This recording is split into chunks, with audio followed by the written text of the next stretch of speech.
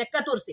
ಇಲ್ಲಿ ದುಡಿತಿರುವವರು ಕರುನಾಡಿನ ಜನ, ನಮ್ಮ ಮೂಲ ನಿವಾಸಿಗಳು ದುಡಿತಾ ಇದ್ದಾರೆ, ತಿಂತಾ ಇದ್ದಾರೆ, ರಾಜರ ರೀತಿ ಬಾಳ್ತಾ ಇದ್ದಾರೆ. ಏನಂತೀರ ನೀವು? ಹೌದು ಮೇಡಮ್.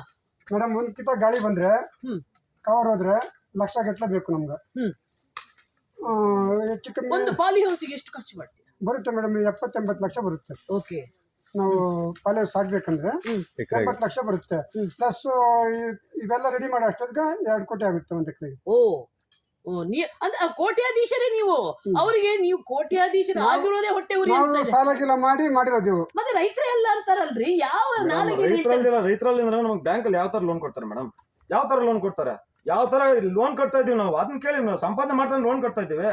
ಮತ್ತೆ ಆ ತರ ಇದ್ಮೇಲೆ ನಮ್ಗೆ ಯಾಕೆ ಲೋನ್ ಕೊಡ್ತೀರಾ ನೀವು? ಯಾಕೆ ಸಬ್ಸಿಡಿ ಕೊಡ್ತೀರಾ? ಇದೆಲ್ಲ ಮತ್ತೆ ನಮ್ಗೆ ಯಾಕೆ ಕೊಡ್ತಾ ಇದ್ದೀರಾ? ಮತ್ತೆ ನಮ್ಗೆ ರೈತರಿಗೆ ಏನ್ ನೀವು ಫ್ರಾಡ್ ಮಾಡೋದಕ್ಕೆ ಮಾಡ್ತಾ ಇದ್ದೀರಾ ನಮ್ಮನ್ನ? ಯಾಕೆ ನಮ್ಮ ಮನೆಯಲ್ಲಿ ನಾವು ನೆಮ್ಮದಿಯಾಗಿ ನಿದ್ದೆ ಮಾಡೋದು ನೀವು ಬಿಡ್ತಾ ಇಲ್ಲ? ಯಾಕೆ ಹೇಳಿ, 1 ವರ್ಷದಿಂದ 365 ದಿನ ಒಂದು ಡೇ ರಜೆ ಇಲ್ದಿರೋ ಕೆಲಸ ಮಾಡೋದು ಒಬ್ಬನ ರೈತ ಮಾತ್ರನೇ, ಯಾರು ಅಲ್ಲ. ಇಡೀ ಪ್ರಪಂಚದಲ್ಲಿ 365 ದಿನದಲ್ಲಿ ಒಬ್ಬನಿಗೂ ರಜೆ ತಗೊಂಡ್ರೆ ಕೆಲಸ ಮಾಡೋನು ರೈತನ ಒಬ್ಬನೇ. ಅಂತ ರೈತನ ನೀವು ಯಾಕೆ ಈ ತರ ಡಿಫೈಡ್ ಮಾಡ್ತಾ ಇದ್ದೀರಾ? ಬನ್ನಿ ನೋಡಿ ನೋಡಿ ಯಾವ ತರ ಹೂ ಬೇಕು ಸಿದ್ದರಾಮಯ್ಯ, ಯಾವ ತರ ಬೆಳಿಬೇಕು ಹೇಳಿ, ಬೆಳಿತೀವಿ ನಾವು.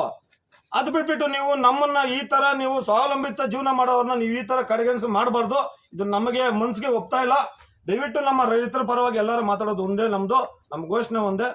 ನಮ್ಮದೇ ಭೂಮಿ, ನಮ್ಮ ತಾತ ನಮ್ಮ ಅಪ್ಪನ ಆಸ್ತಿ. ನಾವು ನಮ್ಮ ಮಕ್ಕಳಿಗಾಗಿ ಸ್ವಲ್ಪ ಭೂಮಿ ಉಳ್ಸ್ಕೊಂಡಿದ್ದೀವಿ. ನಮಗೆ ಸತ್ತೋದ್ರೆ, ಈ ಭೂಮಿ ತಗೊಂಡ್ರೆ ಸತ್ತೋದ್ರೆ ಉಣೋಕೆ ಜಾಗ ಇಲ್ಲ ನಮ್ಗೆ. ಎಲ್ಲಿ ಬಂದು ಉಣ್ತೀರ? ಎಲ್ಲಿ ಹೋಗೋಣ ನಾವು?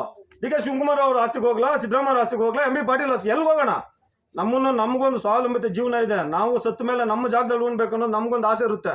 ಅದನ್ನ ಹೇಳ್ತಾ ಇರೋದು. ನೀವು ಯಾವುದೇ ತರ ಈ ಕಟ್ಟ ಪ್ರಶ್ನೆಯಾಗಿ ಹೇಳ್ತಾ ಇದ್ದೀನಿ ನಾನು. ಇದಕ್ಕೆ ಉತ್ತರ, ನೀವು ಯಾವುದೇ ರೀತಿ ನಮ್ಮ KDBಗೆ ನಮ್ಮ ಭೂಮಿ ನಾವು ಕೊಡೋದಕ್ಕೆ ಸಿದ್ಧ ಇಲ್ಲ. ದಯವಿಟ್ಟು ಇದು ಘೋಷಣೆ ನಮ್ಮ ರೈತರಿಂದ. ನಾವು ಯಾವುದೇ ರೀತಿ ನಿಮ್ಮ ಬೆದರಿಕೆ ದಬ್ಬಾಳಿಕೆಗೆ ನಾವು ಬೆದರೋ ನನ್ನ ಮಕ್ಕಳಲ್ಲ. ಅದಕ್ಕೆ ಏನಾದ್ರೂ ಸಿದ್ಧ ನಾವು ಇದ್ದೀವಿ. ನೀವು ಮಾಡೋದು ನೀವು ಮಾಡಿ, ನಾವು ಮಾಡೋದು ನಾವು ಮಾಡ್ತೀವಿ. ಇದು ನಮ್ಮ ಮಾತು. ಇದು ಎಚ್ಚರಿಕೆ. ಸಿದ್ದರಾಮಯ್ಯವರೇ, ನಿಮ್ಮ ಅಧಿಕಾರಿಗಳು ತಪ್ಪು ಮಾಡಿರ್ಬೋದು. ಮನುಷ್ಯ ಆದ್ಮೇಲೆ ತಪ್ಪು ಆಗಿಯೇ ಆಗುತ್ತೆ. ಎಲ್ಲೋ ನಿಮ್ಮ ಅಧಿಕಾರಿಗಳು ಕುಡಿದು ಬಂದು ಅಥವಾ ಏನೋ ಅಮಲಿನಲ್ಲಿ ಬಂದು ಇಲ್ಲಿನ ಆನೇಕಲ್ ಭಾಗದ ಸರ್ಜಾಪುರ ಹೋಬಳಿಯಲ್ಲಿ ಒಮ್ಮೆ ಸರ್ವೆ ಮಾಡ್ಕೊಂಡು ನೋಡಿದಾಗ ಎಲ್ಲ ಅವ್ರ ಕಣ್ಣು ಅಮಲಲ್ಲಿ ಇರುವಾಗ ಎಲ್ಲ ಖಾಲಿ ಕಾಣುತ್ತಲ್ವಾ, ಹಾಗೆ ಬಂಜರು ಭೂಮಿ ಅಂತ ಕಂಡಿರಬಹುದು. ಆದ್ರೆ ನಮ್ಮ ಕಣ್ಣಿಗೆ ಇದು ಅತ್ಯಂತ ಸಂಪದ್ಭರಿತವಾದ ನಾಡು ತರ ಕಾಣ್ತಾ ಇದೆ. ಅದ್ಭುತವಾದ ತರಕಾರಿ, ರೇಷ್ಮೆ, ಹಣ್ಣು ಬೆಳೆಯುವ ಸಮೃದ್ಧ ನಾಡು ತರ ಕಾಣ್ತಾ ಇದೆ. ಹಾಗಾಗಿ ನಿಮ್ಮ ಅಧಿಕಾರಿಗಳಿಂದ ತಪ್ಪಾಗಿದೆ ಒಪ್ಪಿಕೊಂಡು ನೀವು ನೀಡಿರುವಂತಹ ಆದೇಶವನ್ನ ಹಿಂದಕ್ಕೆ ಪಡೀರಿ. ಇಲ್ಲದಿದ್ರೆ ನೀವು ಇಡೀ ನಿಮ್ಮ ಜೀವಮಾನದಲ್ಲಿ ಯಾವಾಗಲೂ